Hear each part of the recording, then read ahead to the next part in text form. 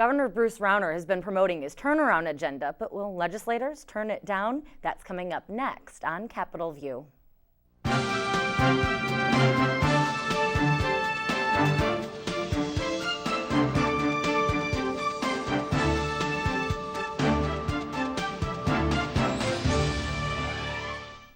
Governor Bruce Rauner has a binder that he's been showing off to editorial boards, to reporters in one-on-one interviews. He's talked about it in speeches. It's his turnaround agenda, but we haven't yet seen it in bill form, and legislators seem to not all the way be into what they're seeing so far. We'll talk about the prospects of Rauner's turnaround agenda this week on Capitol View.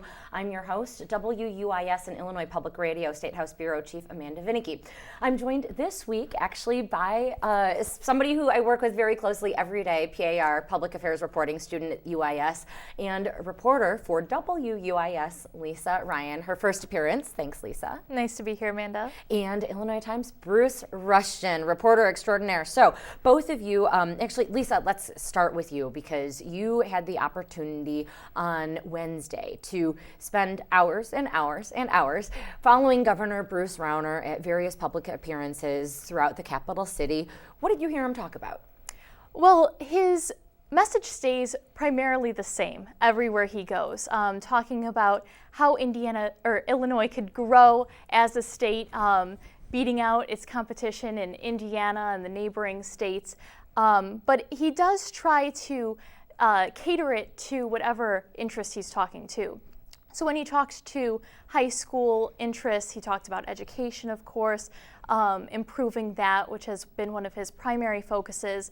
And then when he talked to business groups, he talked about pro-growth in the business sector and really catering the economy to them. So he's really trying to cater to each of these different interest groups, but his message continues to stay the same. And so this turnaround agenda, I mean, it is really this big binder, so far really full of bullet points, and we've seen a lot of that before. It has, he says, yes, we'll hike the minimum wage, but only when the rest of these pro-growth plans get put forward. That includes changing unemployment insurance, making these local quote-unquote right-to-work empowerment zones. He wants to dive into workers' compensation. There are constitutional amendments. For example, he wants to get rid of the one that we so often have talked about in this program and in this state regarding pensions, the guarantee that Illinois pay the state workers the benefits that they have thus far earned. He's coming up against, of course, a Democratic-led General Assembly. And Rauner, when you talk to him, says he's really optimistic that he believes there are Democrats that want to support his plan, and that gives him some encouragement. But this is Illinois. Bruce. Custer was optimistic too. I mean, the thing about this is that the linchpin, I think, is this constitutional amendment. Mm-hmm. And he can't do it by himself. He needs to build public support for that. And that's the linchpin to everything, because in order to make his numbers work, he has to get some relief on the pension end. And so what I think he's doing, he's shooting for the long term. I don't think he gives much of a rat's patoot, so to speak, about 2015. He's looking to 2016 and getting some sort of a referendum on the ballot, if he can, to change the Constitution so that he can get some folks, well, all the folks really, who are currently on the most lucrative pension plan shifted to a plan that's less expensive for the state. And so I think that's what he's doing right now, is that he's still in campaign mode. He's building political support, and he's got $20 million plus behind him. Mm-hmm. He's got more money really than the other side does, at least at this point in time. And I think folks are just, he'll never get it done, he'll never get it done, he'll never get it done. Rauner is not a stupid person. He must be doing this for a reason. He must have some sort of sense that there's a light at the end of this tunnel. And so he's in full-blown campaign mode. And the more he stays on message, the more he drills this down, the more political support I think he builds for maybe doing something in 2016 that might get him somewhere. So for example, all of the cuts that he is making, the hubbub and the fuss over fiscal year 2015 and the cuts that he proposes for next fiscal year, that's all done to sort of make an argument that Illinois needs to make really big change change, that you need to get rid of this pension obligation. You can only do that by changing the Constitution. Sure. I mean, he's, in a sense, the folks for autism, for example, he's cut that program, and he can say, well, don't blame me, blame, this silly Constitution. And blame those terrible union members. Yeah, blame who are these walking terrible home union with, folks. Yeah, it's like, if we didn't pay all these folks all this money, then there'd be some money left over from you. The quit smoking folks, well, don't blame me for this. We're broke. We got to cut somewhere. And, that's a message that actually can resonate to an extent, I think, because it's been with us for so long. Okay, so if we buy that argument, if we're going to adopt your political theory, what about right-to-work zones, for example? I mean, where does this fit in? Is it part of the waging war against unions? He says he's not anti-union, of course. Got to get that in there. But is that what does that mean? I mean, does that help? I think it resonates, but I don't know that it necessarily passes. I mean, he's got a certain agenda. He's always had a certain agenda, I think, and this is what he wants to see happen. He doesn't care, in a sense, whether it works or not, because if he gets thrown out of office in 4 years or 8 years or whatever, okay, I tried. Right. He is not a career politician, and that, in a sense, is what makes him so dangerous. That he's not a career politician, and so, or at least dangerous in a political sense. And what's interesting is what Cullerton and Madigan haven't done so far. They haven't squawked and yelled and screamed. Cullerton has come right out and said the infamous Good Friday massacre. He said, well, he didn't go against his word, even though a lot of legislators are screaming we were misled. Screaming, at a hearing held by Cullerton's own members that went on for hours and hours, and you had Senate Democrats, which Cullerton is one, of course, saying, we feel slighted, we feel like you went back on your word. This is for the agreement that covered the remainder of this fiscal year, supposed to end in June. Of course, there was a huge fuss over money running out for a low-income subsidized daycare program, but then a couple of weeks thereafter, Rauner announced cuts eliminated for the remainder of this fiscal year. So for just 3 years, that's why we no longer have, for example, a tobacco cessation law. That's what we're talking about. I mean, but look at what they did, for example, when Blagojevich put up the gross receipts tax. I mean, it was just swatted away like a pesky mosquito. Madigan just said, okay, let's have an up or down vote on it. And it failed whatever it was to zero. It was literally to zero. Whatever it was to zero. Blagojevich said, he tried to kind of save face and say, I wanted them to vote no. Yeah. But I mean, that's not happening this time, because this is a more sophisticated player on the other side of the table, and I don't know that Cullerton and Madigan have quite got him figured out just yet. And so I think we're still kind of in a feeling each other out sense here. I feel like you have very much touched on something there. And again, so these fiscal year 15, when Cullerton was asked about it directly, he said, no, the governor didn't break his word. I still think it's not a good idea. And it does make you wonder, what's up with these leaders? I think part of it is perhaps that the Democratic leaders of the General Assembly see voters wanted change. They elected Bruce Rauner, so they don't want to come out of the gate necessarily swatting away everything this guy says, because then they'll be seen as the obstacle. Sure. Well, I mean, Cullerton could say it's not a good idea, and that helps his base and helps his membership. Right. But he's also not saying you're a liar, which still leaves the door open to making peace and working out deals with the governor. So he can have his cake and eat it too. Lisa, one of the appearances that Rauner made was before business groups. These are his people. The community that wanted him voted in. What was their reaction? Now that he actually has become governor, are they still excited? Yeah, they seem to be. I talked to a few business owners, and they were excited about everything that he said, except when he talked about raising wages. That was something that he brought up to a laughable response during his State of the State speech. But raising the minimum wage is one thing that business owners are willing to compromise on, but not necessarily fully support.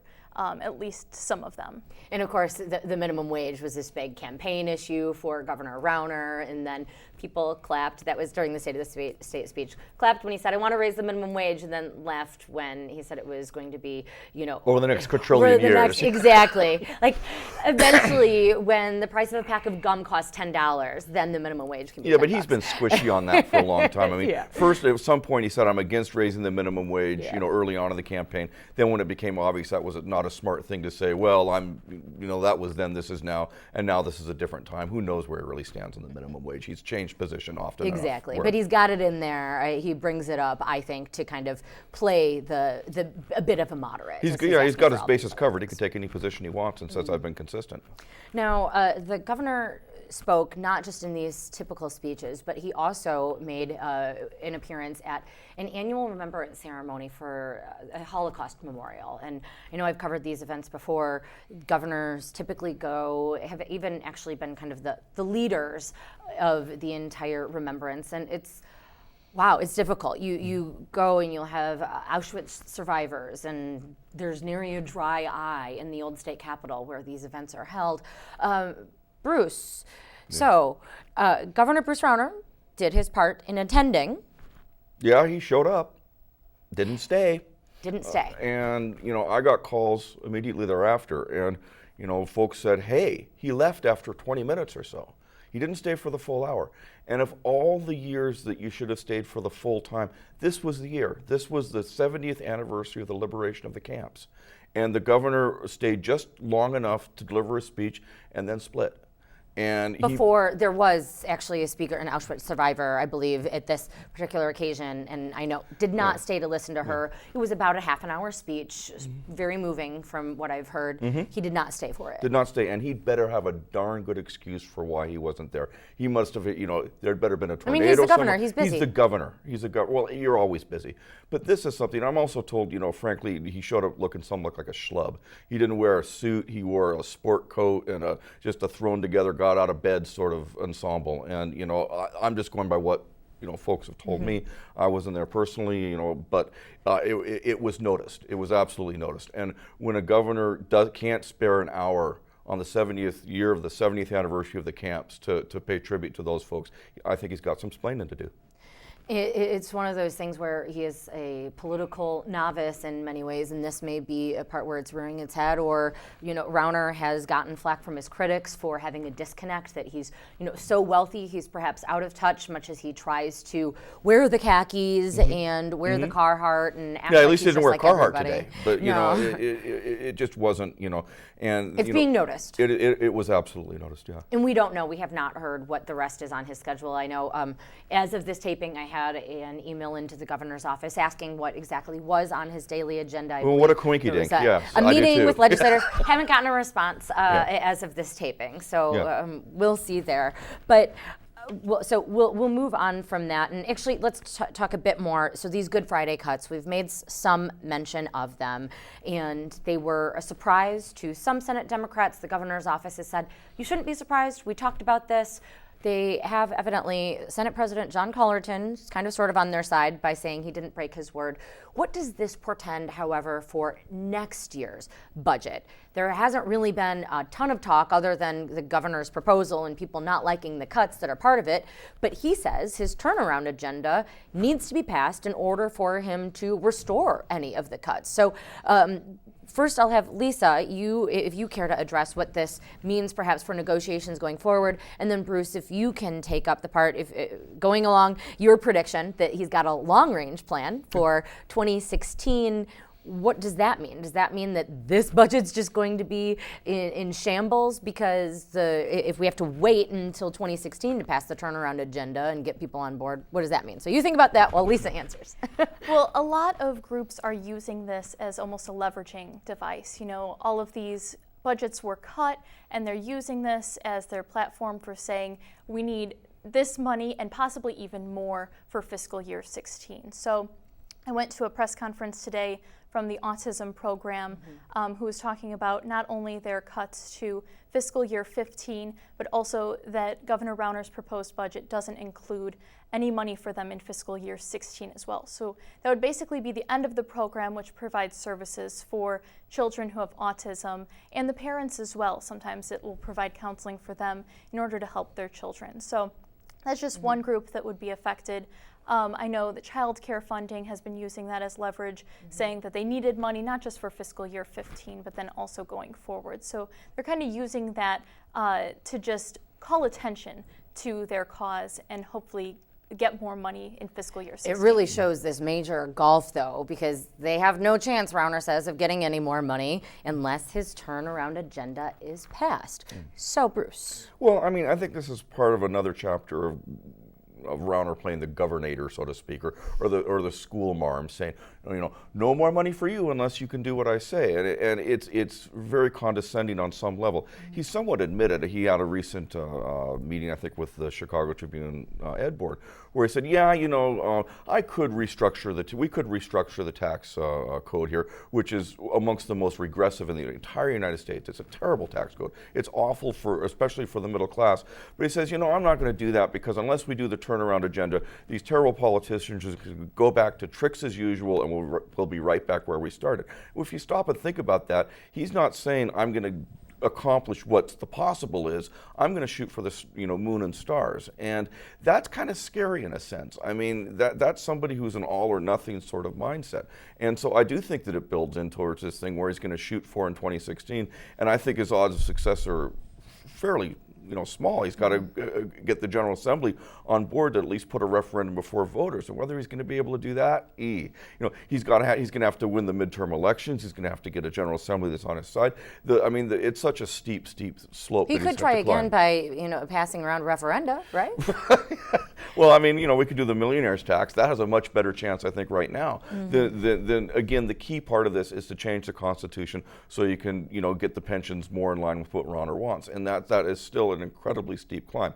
Not impossible, but what he's doing now again is building up the support, and it's this. And yet creating a wedge at the same time, because these cuts all came at the same time as he went forward saying, in order to maintain and give our promises and uphold them to the business community, corporate tax cuts were given out. So it's beyond just cuts. There's also, I think, groups that are morally offended that businesses are getting breaks as social services are suffering, and yet then you have Republicans that are kind of and corporate types that are cheering this on, saying this is something Illinois long needs. Yeah, and again, he had the door open. I think he at least had some agreement in principle or philosophical agreement that, look, we need to make some fundamental changes, at least to the tax code, to make things a bit more equitable for folks. And he said, nope, I'm going to continue to be unfair as long as I don't get my way. And that's not a really very reasoned approach, I think, in a lot of folks' mind.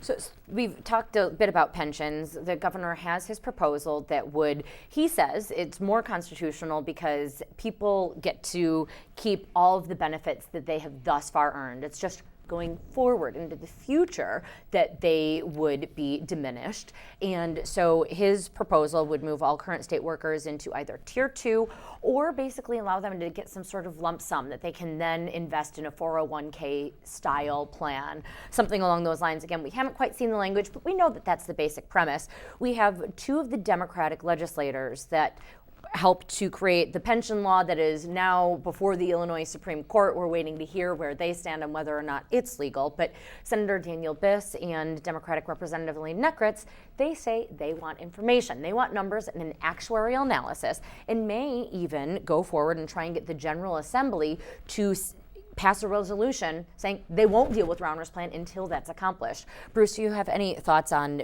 the is this just a way for Democrats to shoot down the Rauner pension plan before it even arrives, or is it fair? Well, I don't know if it's fair or not, but what they're essentially saying is, like, let's have a study before we decide what we're going to do, and that is, I think you could be seeing that as torpedoing it. I'm not really saying no. But they don't have to say no, but they're doing it. Yeah, exactly. Yeah, I'm putting the bar high enough. In actuarial analysis, I mean, how long is that going to take? And actuaries, smacktuaries. I mean, go ask the actuaries in Detroit how accurate they were in terms of determining the solvency of the pension program up there. They weren't. Another area where pensions are a problem is, of course, in the city of Chicago and Chicago public schools. Rauner making comments this week that CPS is bound for the B word, as in bankruptcy. Lisa, you heard him talk about that. Yes, he talked about it during that education meeting earlier this week or yesterday, and he just he talked about. He talked about how at CPS, he said that they are on the brink, but Illinois isn't going to come to the rescue, right? He said Illinois doesn't have the money either, so good luck, even though he's friends with Chicago Mayor Rahm Emanuel.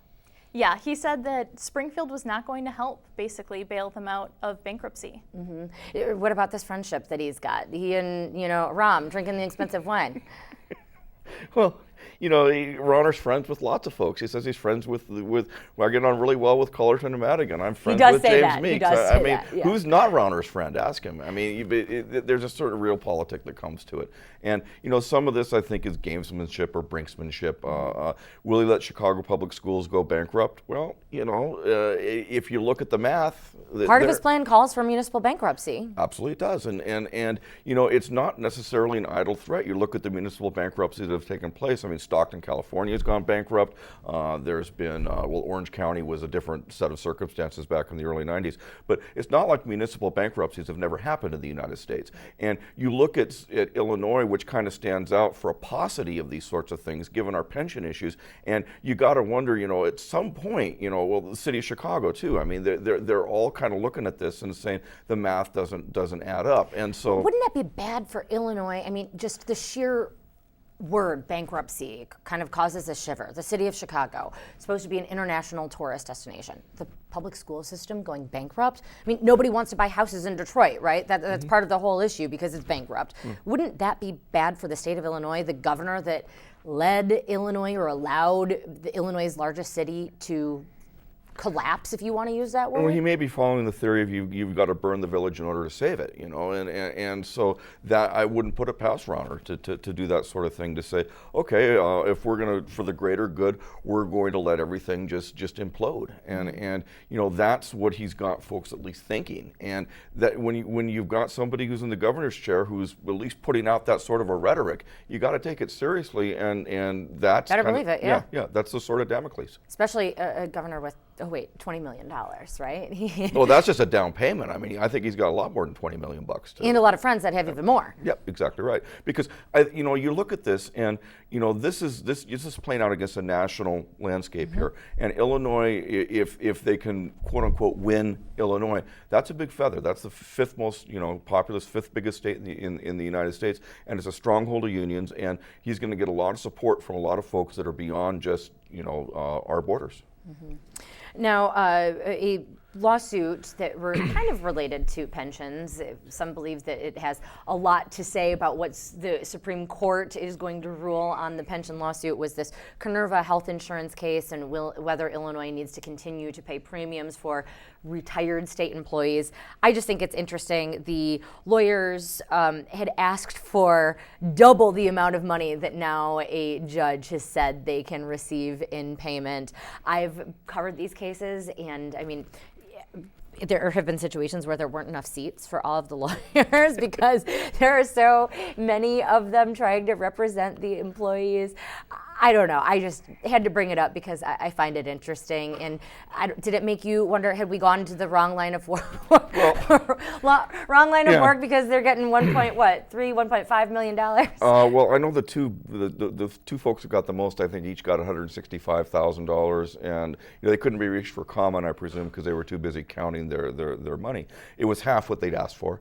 And that's kind of what, that's how it works. It's just how it works. It's just how it works. You ask for the moon and you settle for the stars. And so I don't think they had any expectation that they were going to get everything they asked for. But, I think that if they had to do it all over again and were told the end result, they'd probably still take the case. Yeah, probably. But individuals who are having to pay these lawyers, it's, $2.50 or so out of $2.37 per 100, yeah. But nonetheless, they say the state should be paying this. The state was found wrong in this situation, and nope, it's once again the people. It's hard to argue with them in a sense. I mean, it's a principle, I think, more than the money. And what the state did was they put forth this silly plan that probably, the odds against it succeeding were extremely long. And so they're saying, we weren't the ones that put forth something stupid. They did, and we were the ones that were going to pay big time if we lost. And so why shouldn't they pay? And I think it's a hard, I certainly would see how, if I were in the same foot, I'd feel the same way. Of course, it could have been a lot worse from had they lost, but the chances of them losing, I think, were pretty remote. talking about state employees, the Illinois House did vote to spend $63 million to pay money that has been owed to thousands of state workers since really 2011. It goes back to previous contracts that were negotiated actually by former Governor Rod Blagojevich, put forth by also former Governor Pat Quinn. The state said, no, we don't have the money to pay it.